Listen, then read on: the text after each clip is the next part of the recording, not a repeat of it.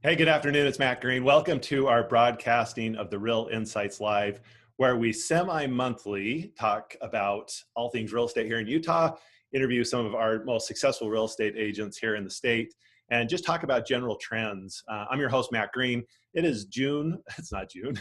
I wish it was June. It felt like it went that fast. It is actually August 29th. And today we are speaking with Zach Hartman.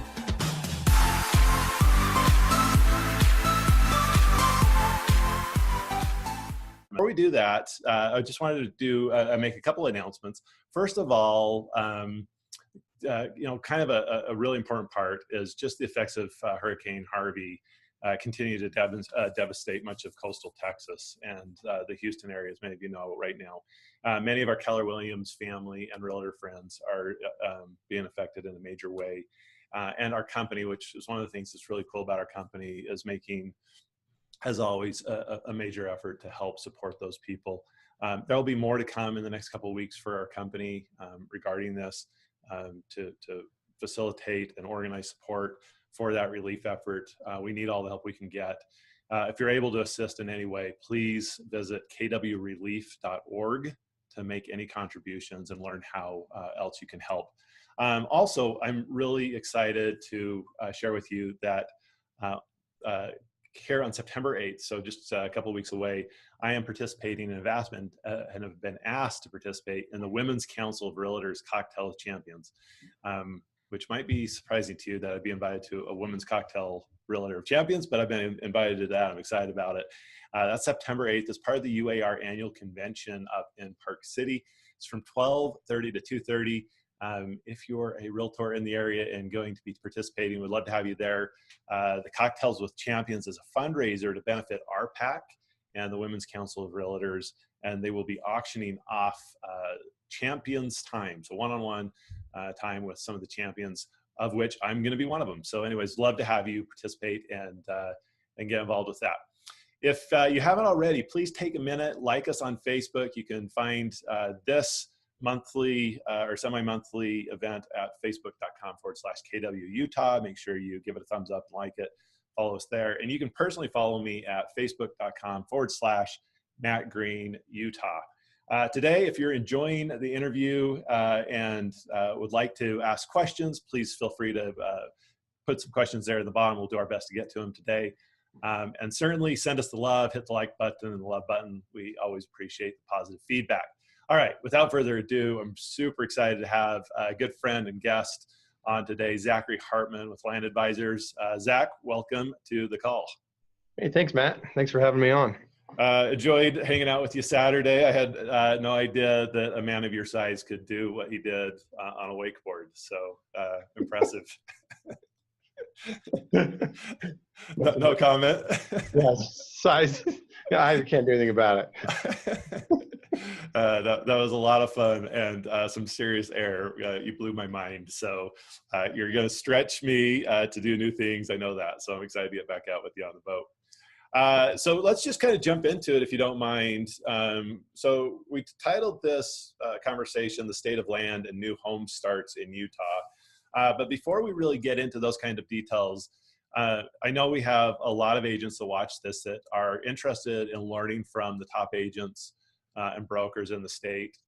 You have just had an incredible career and really just have become by far, the preeminent land broker in the state of Utah. Do you mind just taking a minute and giving us a little bio, who you are, years in the business, a little bit about maybe your professional career path? Sure. Yeah. So I started out as a stockbroker in training at Morgan Stanley, and basically right before September 11th, I basically got hired September 9th, and they kind of delayed the training enough to where I went and got a real estate license. And once I realized that I could actually tangibly touch different investments rather than kind of see paper get pushed from, all across the country, where it was really hard to see what a true investment was, I kind of really enjoyed selling homes. I started selling houses on Gentile in Layton from Northern Regal Homes. And Rick Williams was a great boss, first new guy to kind of give me a shot. offered then to work for free for the Boyer Company out at BDO Ogden, where I learned how to do commercial leasing and mainly industrial. And I got kicked out of the Preport Center multiple times as I was knocking tenant doors trying to get them to relocate. And then I jumped around. None of the big houses would hire me. So CB Richard Ellis, Coldwell Banker Commercial. I went in multiple times and said I want to be here, and I was not fit for their team. Why is that? I don't know. One told me my hair was too long. My hair's falling out now, so it's not really an issue. But yeah, that went on for a long time. And then I finally worked my way into a house, into NAI and into CB Richard Ellis eventually. And then from there, once the downturn came, I went and got my master's at Arizona State University in real estate. And I came back in May of 10, and I formed up with Greg Vogel at Land Advisors organization. And we opened the office in Utah, and honestly, it's kind of gone gangbusters ever since then. So yeah, you've killed it.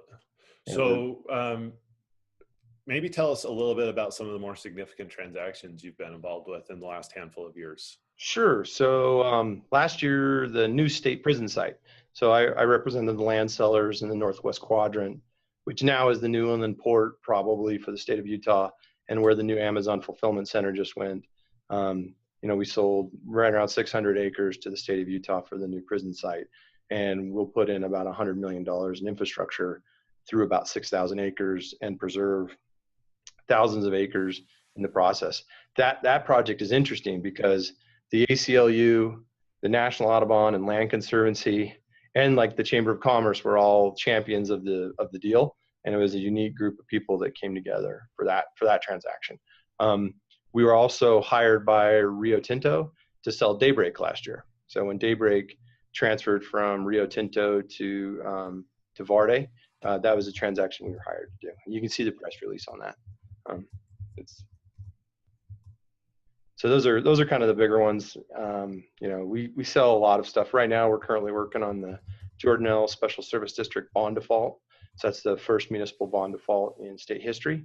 So picture, the county not paying their bills, and what do you do after that? So interesting. And then that affects like 20,000 units around the Jordanelle, something like that. Yeah, well, it also affects the state's bond rating and a bunch of other stuff. So it has kind of this underlying tier of how projects get created and put together on a larger scale. It has a lot of effects, and then they've changed a bunch of state laws based on kind of the experience out there. And it's been interesting because I've been kind of brought in on all sides just to make the whatever has been foreclosed on out there to make it more marketable. And so we're about ready to complete that project, which should close here shortly. So it'll be kind of fun to watch that have kind of a full circle. So yeah, super interesting. And I think you're kind of being humble on me a little bit because I know just how much real estate you've sold in the last handful of years. And that's nice of you to just pick a couple. But tell us, and before we jump into kind of the state of the market and the economy and what you foresee with the future in Utah home building and land and so forth, if you were going to give advice to, a young you or an early agent early in their career that's looking to really develop into a significant land player in the brokerage world, what advice might you give that agent? So one of the best pieces of advice someone gave me is Joseph Blackburn, actually from Everest Holdings. It's a kind of an investment fund out of Arizona. And he just said, Zach, quit trying to be good at what you're bad at. And kind of gave me the lesson of, you can't fly the plane, fuel the plane, plan the missions, do the maintenance, and do all these things that are required. Just either be the mechanic or plan the mission or fly the plane. And so, and Green, I don't know, I think you would tease me when we first met because I'd use the term buckets, right? I was just going to bring up buckets. That's it. So you could ask me to sell the greatest piece of real estate on the planet, and if it didn't fit in my bucket, I wouldn't touch it, right? Right.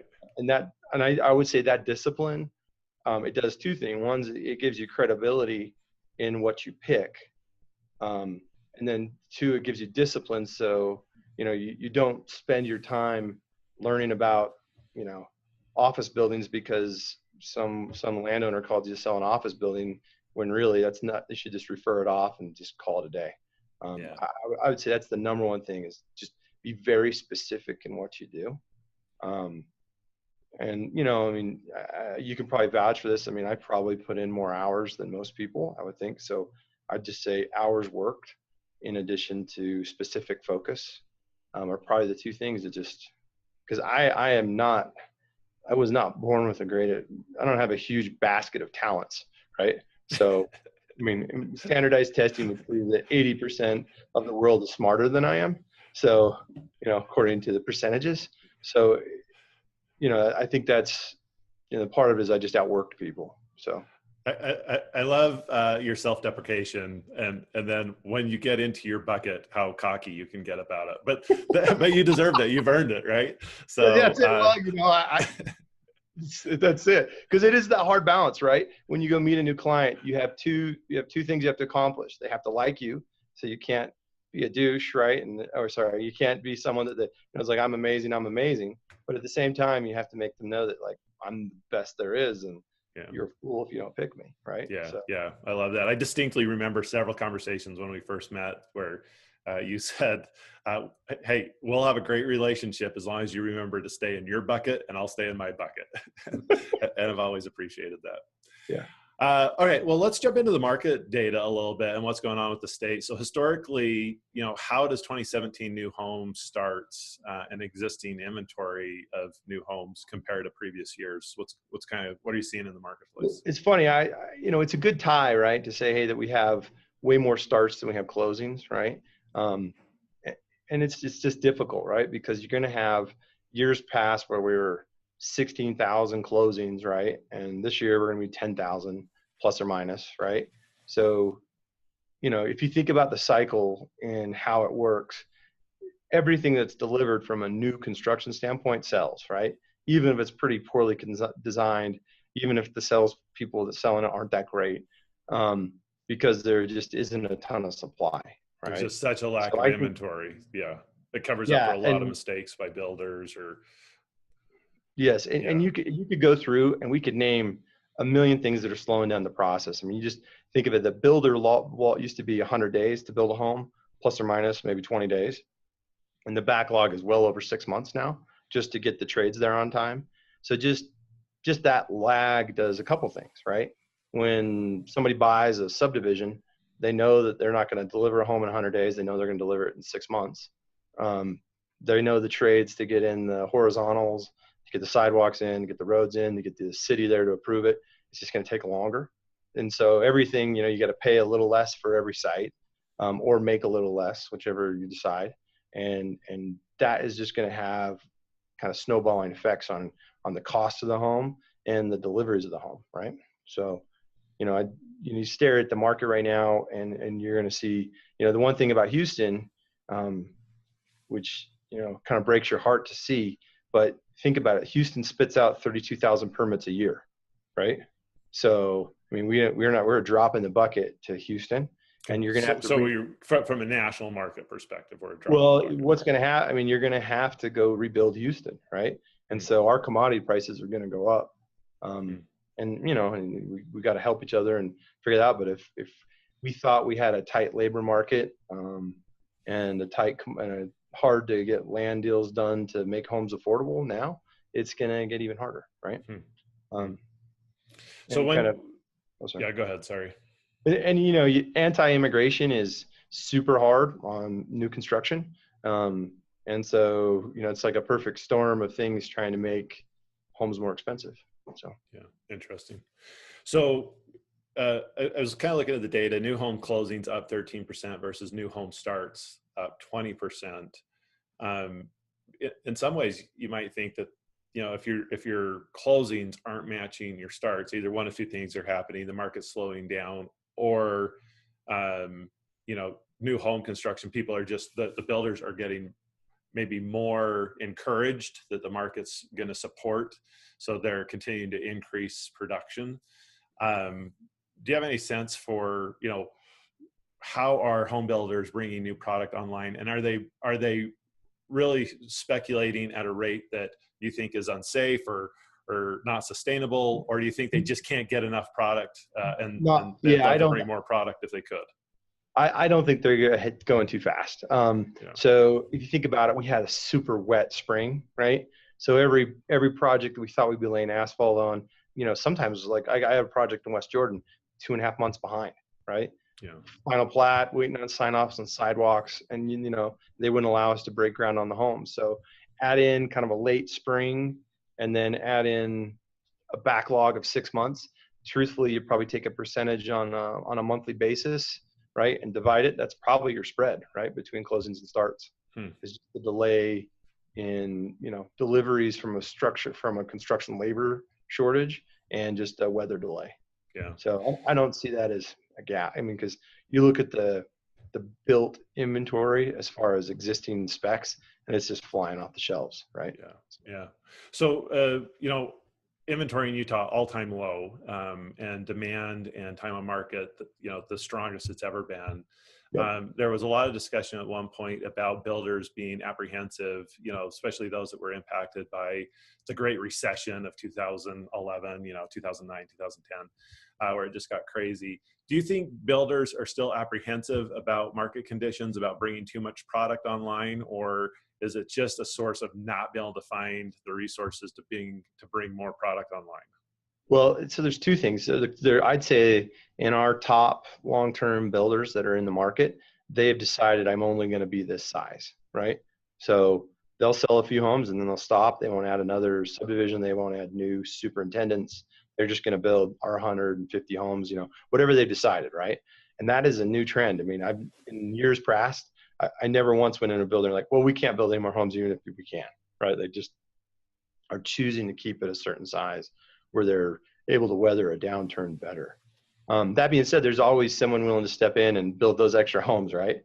And so, we have multiple new publics entering the market, and they've seen the data and they're going to fulfill that need. So I think we're more along the lines of, in 2013, builders put out, as far as a percentage of their money, they put the highest percentage in a decade out on new land, mainly because they were reloading. We finally started to recover. None of them had any land or had sold through the downturn. And so they had to load back up. But, once you go buy a project that has a 5-year supply and another project that has a 3-year supply, and you put that in a book of, 20 storefronts, eventually you don't need to replenish a storefront, every month, right? You'll have ones that live on. And so I think part of that is I think we can keep adding storefronts. So I think when we start getting 14, 15,000 permits a year, I'd say we're getting a little heated, we're getting a little bubbly. But I mean, we were absorbing the 15,000 permits in years prior, before we got up to 16,000, and we have more people with more money in their pockets and better interest rates than we today than we did then. So I just think. And we didn't really have that bad of a recession in Utah, right? And where are permits now? I think permits will be right around 10,000 for the year for the Wasatch Front. So we're still ways off from that 16. Not even close. 16,000. Yeah. And the truth is, we don't have the labor, and we don't have cooperative municipals, and we don't have the capital willingness to build that many homes. We just don't have it. So in the last handful of years, who are some of the big companies, big players, institutional money that's starting to enter Utah that maybe we haven't seen in the past? So you Toll Brothers is coming to town, right? So that's a new builder that's coming. Cal Atlantic, 4th largest builder in America, is coming. They put out a press release, and so I mean that's real. Century came, and they may seem small today, but they're not a small company. They're just growing organically. And so, these are giant wallets that want to go spend money on land and build homes. And, the one thing we're short on in Utah is qualified labor, right? The people that are seasoned enough to deliver subdivisions and to be, the supervisors, there really isn't that big of a population. So we're either going to have to import talent, or it's a great opportunity for younger professionals or newer professionals to kind of move their way up. There's a lot of opportunity, I think. Yeah, very cool. So when we look at, you and I were talking a little bit about the Envision Utah map, and maybe we can readdress that at some time, but where in, based on your conversations with the state and others, where's the greatest growth happening along the Wasatch Front, and what's driving that? So I believe last year was the first year ever that Utah County pulled more permits than Salt Lake County. And that has to do with affordability. They also have a pretty strong job market. And those municipals in Utah County are a lot easier to work with than the Salt Lake County municipals. So you can actually deliver product. It'd be interesting to see if we actually had, a little more reason from the city councils and, the different municipals in Salt Lake County, if they would have lost permit market share to Utah County, just because of, lack of the ability to deliver, just because you couldn't get them through the process. So, but the market's demanding that. I'll be interested if that's a long-term trend or not. So I would say, you can see from Lehigh to Saratoga to the southwest part where, you're talking South Jordan, West Jordan, Harriman, Riverton. You've had a whole bunch of new freeways with Mountain View Corridor and Pioneer Crossing, 2100 North, that's opened up a lot of new land, and it changes the way traffic flows. So, all that land has already been kind of gobbled up, and it's all set in the runway for future development. I think that's where you're going to see your growth. It's funny you mentioned the Envision Utah map. We talked about this, but I don't think people have an understanding that basically in about 10 years, we're completely out of land. Yeah, that's where I wanted to go next, because that was the dialogue that you and I had in the last handful of days that really surprised me. And I think just growing up here in Utah and being around forever, it just seemed like there was no shortage of land along the Wasatch Front. And all of a sudden, driving around and starting to get a better understanding of some of the conversations you and I have had, there's not a lot left that's really in this corridor. Think about Kaysville, right? Yeah. Kaysville, 10 years ago, looked like fields and nice houses, and right now, try to land a 12-lot subdivision in Kaysville. Yeah, it's really hard. So based on that, how does that? What's the impact of that for affordability, and or how does that come into impact the conversation around a potential bubble? Because there's starting to be some of that discussion in our industry now. Again, hey, we're starting to see, or there's concerns about a bubble forming, and I don't know that I see that based on some of the underlying data, but what are your thoughts relative to that? So, the downturn was the best part of my career. I loved it. So I'm not afraid of the downturn. I'm excited for the next one. It was a lot of fun. Totally interesting every day. Lots of opportunity. Yeah. A lot of market share growth. People just buried their heads, and there was a lot of work to be done. But now, it's funny, you look at it, and I just don't see it. I don't see where those come from. So builders traditionally have, a multi-year supply of land, and they're down to 18 months, 12 months, 8 months in certain areas. So, I think you just look at the fact that some builders are closing more subdivisions by selling out than they're able to add new subdivisions. And it's really hard to have a bubble if you have a shortage of supply, right? And it's not like we're seeing highly levered closeouts. We're seeing people put money down or pay cash.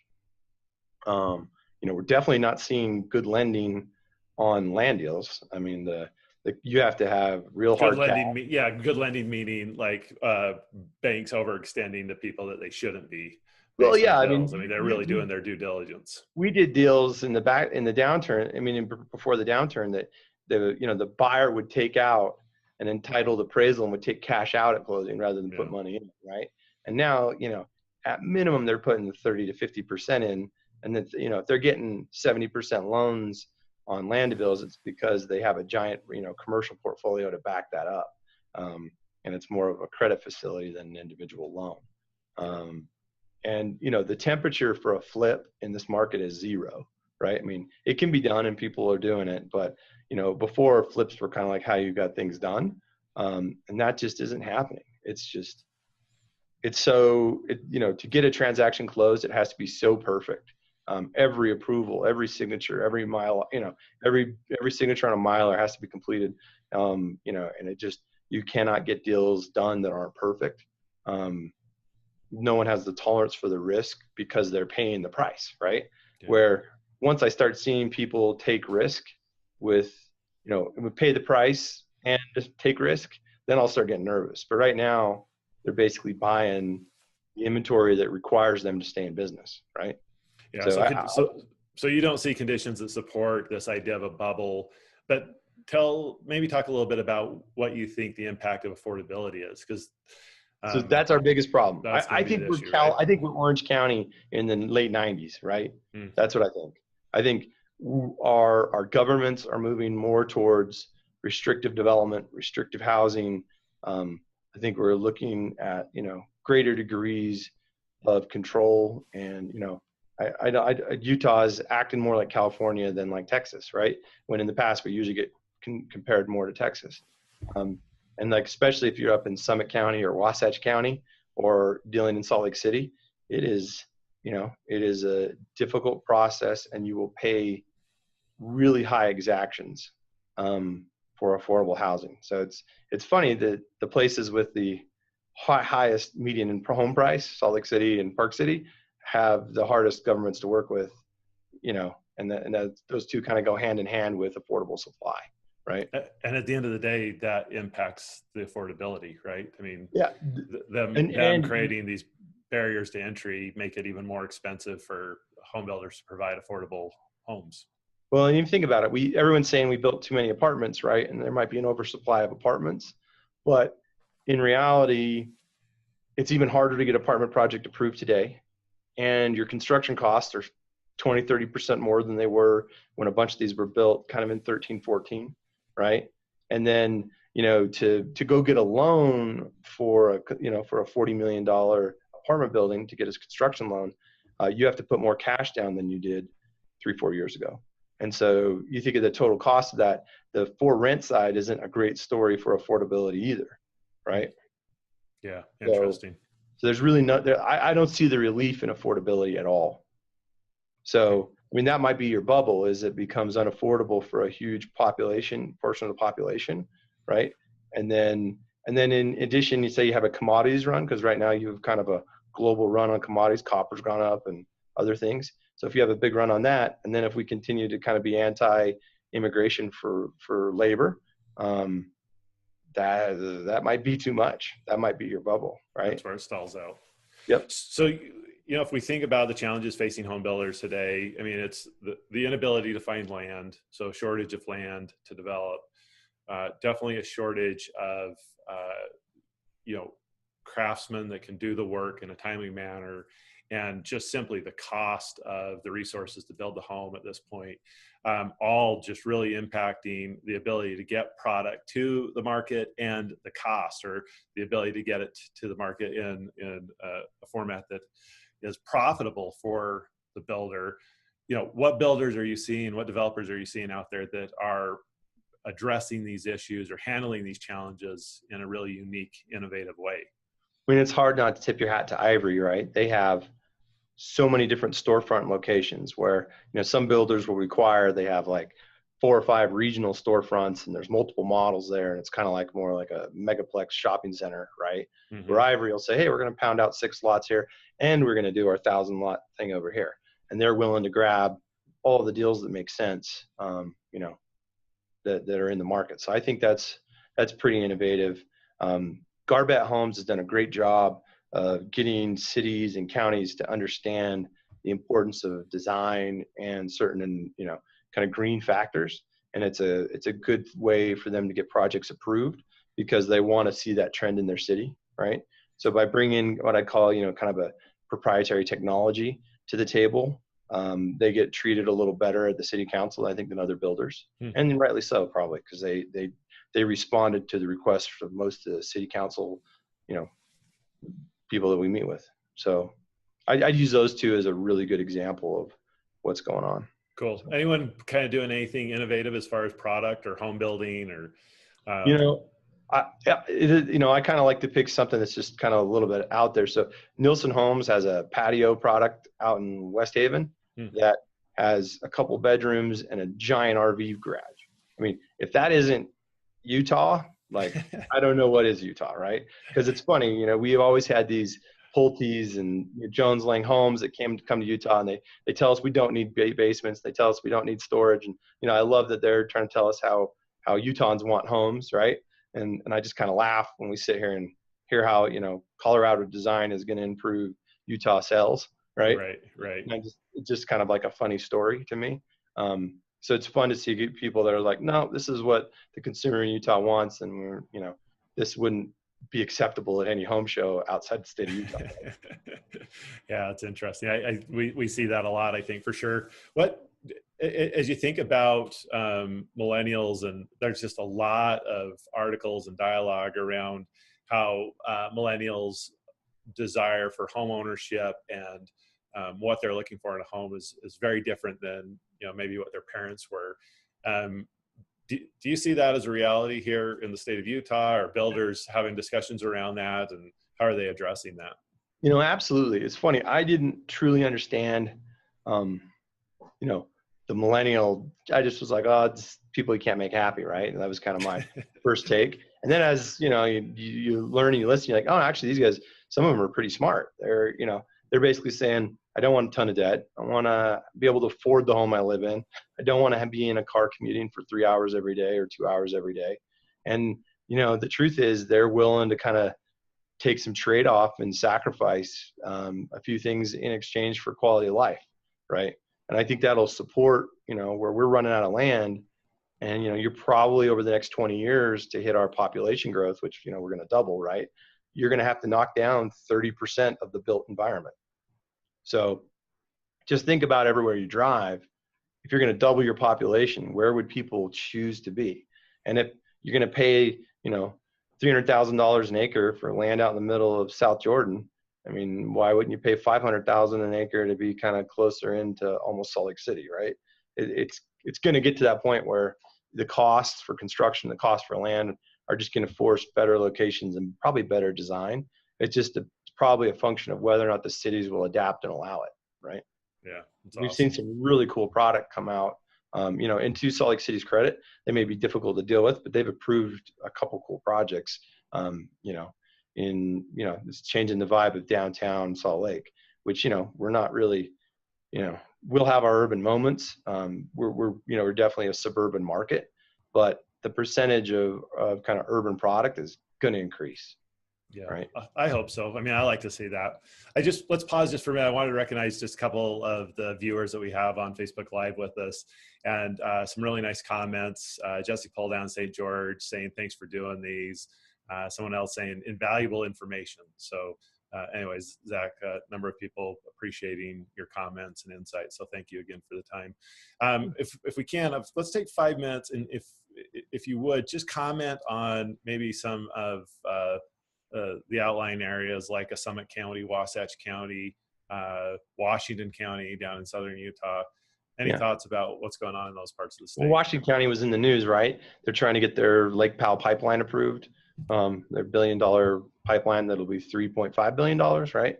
Yeah. So I look at that, and it is really hard to get your arms around the land in Washington County. We've done a fair amount of business down there. And it's mainly because you kind of have such a large supply, right? So huge supply of land, but a tremendous lack of water, right? Is water the inch, right? So years 1 through 10, we're probably pretty good. Years 10 through 20, probably not. And we don't want to nerd out with everybody on this, but I mean, you go through the Colorado, go through the Colorado Compact and look how basically California, is taking more water than probably they're owed in those agreements, and we're upstream users, Idaho and Utah. That'll be our next little.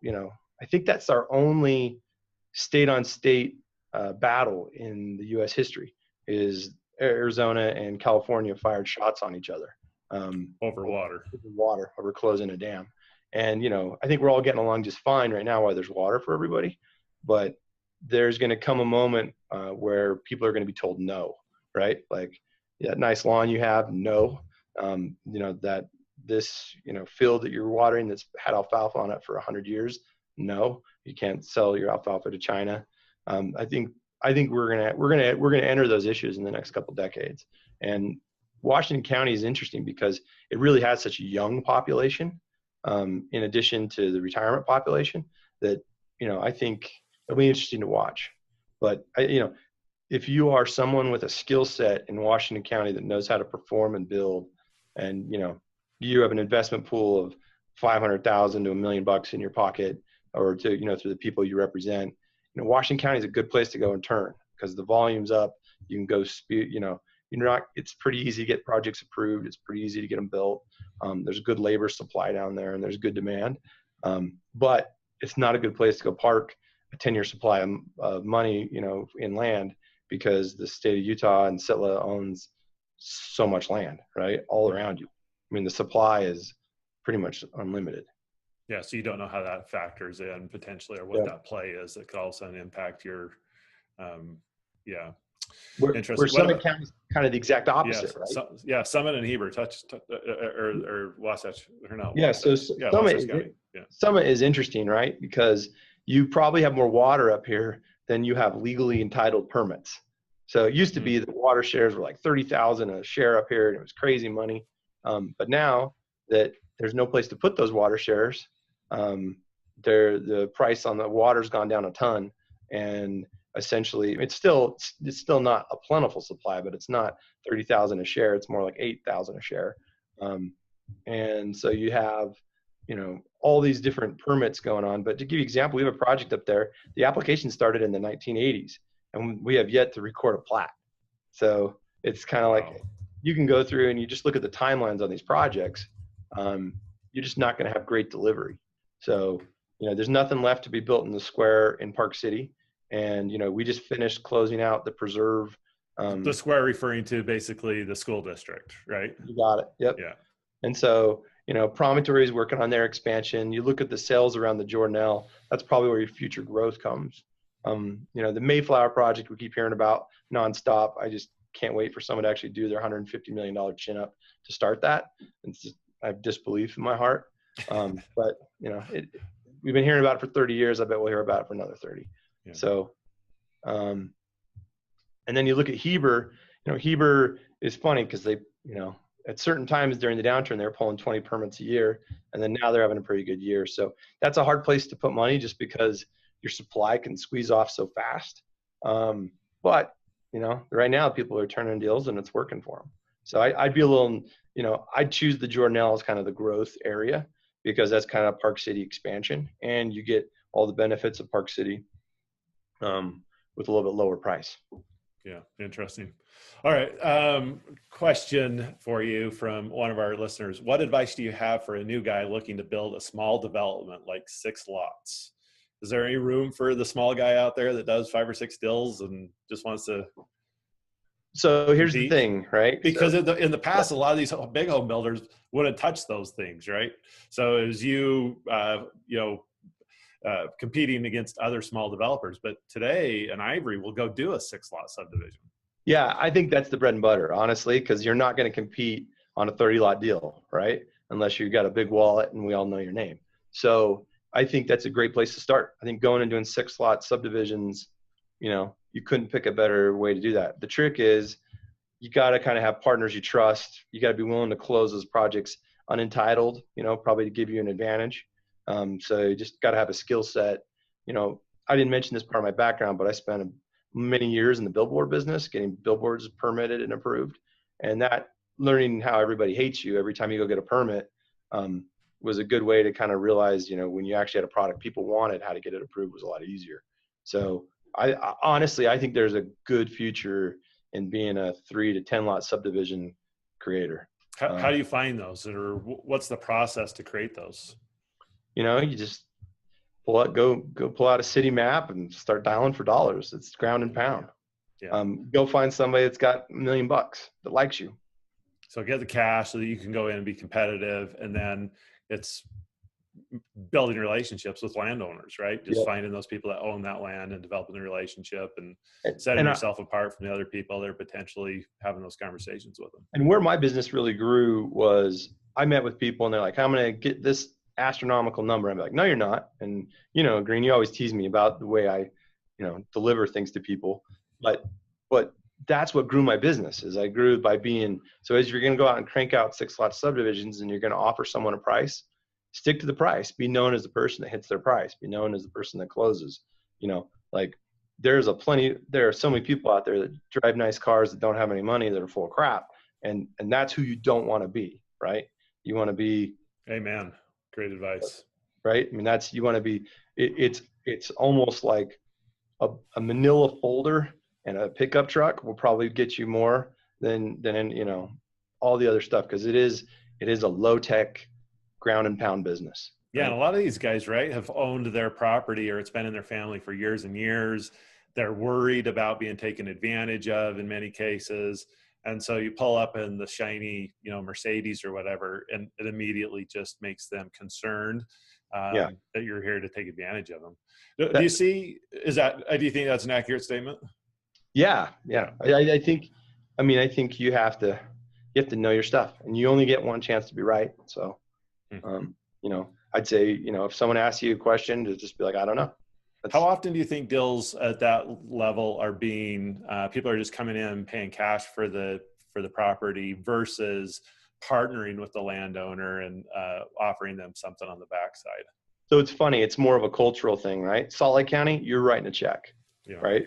Because there's enough people out there fighting against you to write the check. Weber County, it's more along the lines of pay me the money when you got it, and when it gets to a certain point. So they won't partner a full-fledged partner, but they'll do a takedown schedule. Davis County, you're just writing a check, or you've known the person or they're your neighbor for 300 years and they trust you to get it through. There's a fair amount of that. Utah County, it's amazing when I see people get talked into down there. It's actually kind of shocking. So what do you mean by that? You'll go sit down with the landowner, like, hey, I'll give you 80,000 an acre for this. And they're like, no, this guy told me he's going to give me 400,000, where never in the history of the world has it traded at that price anywhere within like 3 zip codes of that price. But someone promised them something. Yeah. They promised them something, and then they allowed them to put debt out against it. So now they pulled out debt for planning and zoning and other things, and it just gets out of hand. You got to be careful. Yeah. So interesting. Okay. So first of all, appreciate the time, Zach. Sure. Really, your willingness to share and give insight is just super valuable. So I appreciate you and want to recognize you for that. If people want to connect with you or ask you a question offline, where best for them to do that? You can just shoot me an email, zhartman@landadvisors.com, and you could just go to www.landadvisors, and I'm the only person in Utah. So. And what's coming up for you? Anything in the future that is exciting about Zach Hartman's life and business? No, so I think what we'll do is we'll close the JSSD bond default deal. That'll go down, in a couple months, and then we're also going to close the balance of the Northwest Quadrant. And I bet you'll see over the next year the creation of an inland port. And between that, you'll probably see a couple major employer announcements. We'll also, we've got a few projects going on that'll be announced that are just kind of like, 50 and 100 acre kind of mixed use projects that'll show up. So. Interesting. Describe an inland port. What do you mean by that? So you pull into, the port of Long Beach, right? And you have union and you have rules and you have all these things. And then this way we could just pull into the port of Oakland, put it on a train, send it to Utah, and then have it go through Utah kind of right to work practices and, and not pay taxes. And then, you could have different forms of manufacturing where the taxes are deferred until the next point, right? And it's really going to give Utah a competitive advantage. It's kind of like the Golden Spike Part 2.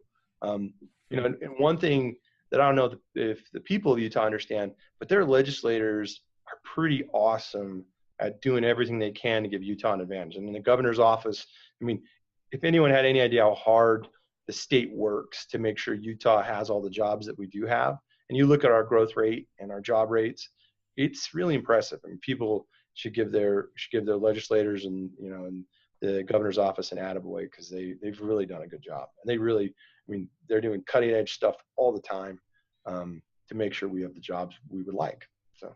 Yeah. I couldn't agree with you more. I think sometimes we take it for granted, just how fortunate we are to be here in Utah. And when we really start to look at our economic data and job growth and all our cost of living and just all these things. We are really, really fortunate to be where we're at and have the leaders that we have. So, all right, Zach, my friend, thank you so much for being with us today. That is our issue of Real Insights Live today. Thank you for joining us. If you'd like to see a copy of this or get a reproduction of this, of course, you can get it on our Facebook page, facebook.com/KW Utah, or on our YouTube channel. I can get that out. YouTube channel at kwutah.tv. And of course, if you liked today's content, please give us a thumbs up. Please ask questions. We'll continue to respond to comments afterwards. Zach, are you a Facebook guy? I don't know that. Yep. I don't I'm think not. so. Yeah. So if I have questions that I don't know how to answer, I might be pinging you later to ask you how to answer some of these questions. Maybe we'll get an account and work on my social ability. Yeah, right. Okay. I don't know. That might be dangerous. Anyways, thanks again, and peace, love, and productivity. Thank you, guys. Thanks.